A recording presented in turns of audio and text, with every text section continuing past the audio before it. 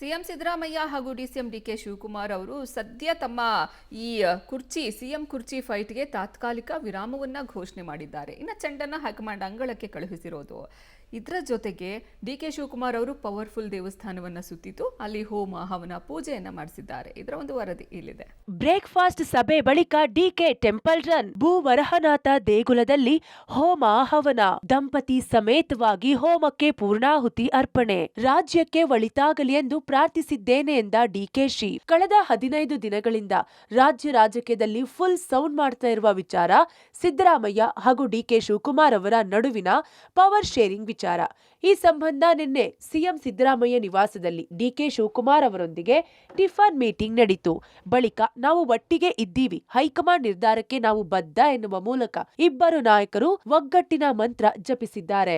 ಬೆಳಗ್ಗೆ ಇಬ್ಬರು ನಾಯಕರು ಒಗ್ಗಟ್ಟಿನ ಮಂತ್ರ ಪಠಿಸಿದ್ರೆ ಸಂಜೆಯೊತ್ತಿಗೆ ಡಿಕೆ ಶಿವಕುಮಾರ್ ಅವರು ತಮ್ಮ ಇಷ್ಟಾರ್ಥ ಸಿದ್ಧಿಗಾಗಿ ಹೋಮ ಹವನದ ಮೊರೆ ಹೋಗಿದ್ದಾರೆ. ಮಂಡ್ಯ ಜಿಲ್ಲೆಯ ಕೆಆರ್ಪೇಟೆ ತಾಲೂಕಿನ ಭೂ ವರಹನಾಥ ಸ್ವಾಮಿ ದೇವಸ್ಥಾನದಲ್ಲಿ ಡಿಕೆ ಶಿವಕುಮಾರ್ ಸುದರ್ಶನ ಹೋಮ ಸೇರಿದಂತೆ ಇತರೆ ಹೋಮ ಮಾಡಿಸಿ ಬಳಿಕ ಭೂ ವರಹನಾಥ ಸ್ವಾಮಿಗೆ ವಿಶೇಷ ಅಭಿಷೇಕ ಮಾಡಿಸಿ ಪೂಜೆ ಸಲ್ಲಿಸಿ ಪ್ರಾರ್ಥನೆ ಮಾಡಿದ್ದಾರೆ.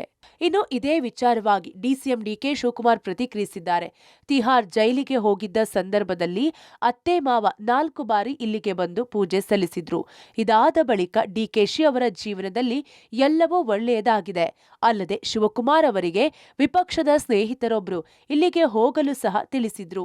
ಅದರಂತೆ ನಿನ್ನೆ ಭೂ ವರಹನಾಥ ಸ್ವಾಮಿ ದೇವಸ್ಥಾನಕ್ಕೆ ಬಂದು ಹೋಮ ಅಭಿಷೇಕ ಪೂಜೆ ಮಾಡಲಾಗಿದೆ. ಇಲ್ಲಿ ಬಂದು ನೋಡಿದಾಗ ಇಲ್ಲಿನ ಮಹಿಮೆ ನನಗೆ ಅರ್ಥ ಆಗಿದೆ. ವಿಗ್ರಹ ಬಹಳ ಸುಂದರವಾಗಿದೆ. ರಾಜ್ಯದ ಜನರಿಗೆ ಒಳಿತಾಗಲಿ ಎಂದು ಕೇಳಿಕೊಂಡಿದ್ದೇನೆ. ನನಗೆ ಉನ್ನತ ಹುದ್ದೆ ಸಿಗಲಿ ಎಂದು ಹೋಮ ಮಾಡಿರೋದು ನನಗೆ ಗೊತ್ತಿಲ್ಲ ಎಂದ್ರು. ಇದರ ಮಧ್ಯೆ ಮುಂದಿನ ಮುಖ್ಯಮಂತ್ರಿ ಡಿಕೆಶಿಗೆ ಜೈಕಾರವೆಂದು ಬೆಂಬಲಿಗರು ಘೋಷಣೆ ಕೂಗಿದ್ರು. ಈ ಭೂವರ ದೇವಸ್ಥಾನಕ್ಕೆ, ಈ ದೇವಿ ದೇವಸ್ಥಾನಕ್ಕೆ ಮೊದಲನೇ ಬಾರಿಗೆ ಬಂದಿದ್ದೀನಿ. ಒಬ್ಬ ನನ್ನ ಸ್ನೇಹಿತರು ಬೇರೆ ಪಾರ್ಟಿಲಿದ್ದಾರೆ, ಶಾಸಕರವರು. ಅವರು ನನಗೆ ಕಳೆದ 2 ವರ್ಷದಿಂದ ಬಹಳ ಒತ್ತಾಯ ಮಾಡ್ತಾ ಇದ್ರು. ಈಗ ಹೋಗಲೇಬೇಕು ಅಂತ ನನಗೆ ಬಹಳ ಹಿಂಸೆ ಮಾಡಿದ್ರು. ನನಗೆ ಇದರ ಮಹಿಮೆ ಅರ್ಥ ಆಗಲಿಲ್ಲ. ಇಲ್ಲಿ ಬಂದು ನೋಡಿದಾಗ ಇಡೀ ಮಂಡ್ಯ ಜಿಲ್ಲೆಗೆ ಇದು ಬಹಳ ಅದ್ಭುತವಾದಂಥ ಒಂದು ಐತಿಹಾಸಿಕವಾದಂಥ ಪವಿತ್ರವಾದಂಥ ಒಂದು ಧಾರ್ಮಿಕ ಕ್ಷೇತ್ರ. ಎಲ್ಲರಿಗೂ ಕೂಡ ಬಹಳ ಪ್ರೀತಿಯಾಗುವಂಥ ಒಂದು ಪವಿತ್ರವಾದಂಥ ಕ್ಷೇತ್ರ. ನಾನು ಇವತ್ತೇನೋ ಇದಕ್ಕಿದ್ದಂಗೆ ಇಲ್ಲಿಗೆ ಬರಬೇಕು ಅಂತ ನನಗೆ ಮನಸ್ಸು, ಈ ಭಗವಂತ ನನ್ನನ್ನು ಕರೆಸ್ಕೊಂಡು, ಈ ಭೂತಾಯಿ ಇಬ್ಬರು ಕೂಡ ಕರೆಸ್ಕೊಂಡು ಭಾಳ ಸಂತೋಷದಿಂದ ಇಲ್ಲಿ ಪೂಜೆ ಕೆಲಸ ಕೂಡ ಪ್ರಾರ್ಥನೆ ಮಾಡಿದ್ದನ್ನು ನೋಡಿದ್ದೇನೆ. ಸೊ ರಾಜ್ಯಕ್ಕೂ ಕೂಡ ಒಳ್ಳೇದಾಗಬೇಕು. ಸೊ ನನಗೆ ಭಾಳ ಸಂತೋಷ ಆಯಿತು. ಇಲ್ಲಿ ಬಂದಂಥ ಸಂದರ್ಭದಲ್ಲಿ ಅರ್ಚಕಸ್ಯ ಪ್ರಭಾವೇನ ಶಿಲಾದ್ಭೂತಿ ಶಂಕರ. ಅರ್ಚಕನ ಪ್ರಭಾವದಿಂದ ಶಿಲೆಯಲ್ಲೂ ಶಂಕರನ ಕಾಣಬರುತ್ತೆ. ಹಂಗೆ ಎಲ್ಲ ಅರ್ಚಕರು ಭಾಳ ಧಾರ್ಮಿಕವಾಗಿ ಒಂದು ಪವಿತ್ರವಾದಂಥ ಕೆಲಸನ ಕೂಡ ನಡೆಸಿ ಭಾಳ ಸಂತೋಷ ಆಯಿತು. ನಿಮ್ಮನ್ನು ಕೂಡ ಭೇಟಿ ಮಾಡೋಂಥ ಒಂದು ಭಾಗ್ಯ ನನಗೆ ಸಿಕ್ತು.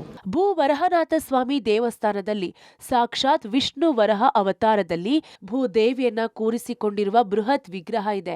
ಇಲ್ಲಿ ತಾವು ಅಂದುಕೊಂಡಿದ್ದನ್ನ ಪ್ರಾರ್ಥನೆ ಮೂಲಕ ಸ್ವಾಮಿಗೆ ಸಲ್ಲಿಸಿದ್ರೆ ಇಷ್ಟಾರ್ಥ ಸಿದ್ಧಿಯಾಗುತ್ತೆ ಎಂಬ ನಂಬಿಕೆ ಇದೆ. ಹೀಗಾಗಿ ನಿನ್ನೆ ಡಿಕೆಶಿ ಅವರು ಸುದರ್ಶನ ಹೋಮ ನಡೆಸಿ ವಿಶೇಷ ಹೋಮ, ಅಭಿಷೇಕ ಹಾಗೂ ಪೂಜೆಯನ್ನ ಸಲ್ಲಿಸಿದ್ದಾರೆ.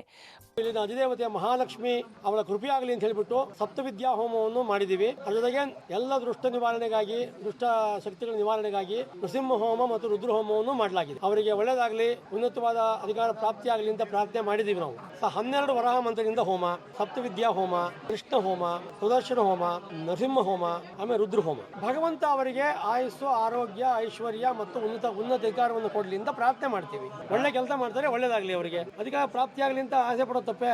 ನಾವು ಪ್ರಾರ್ಥನೆ ಮಾಡಬಹುದು.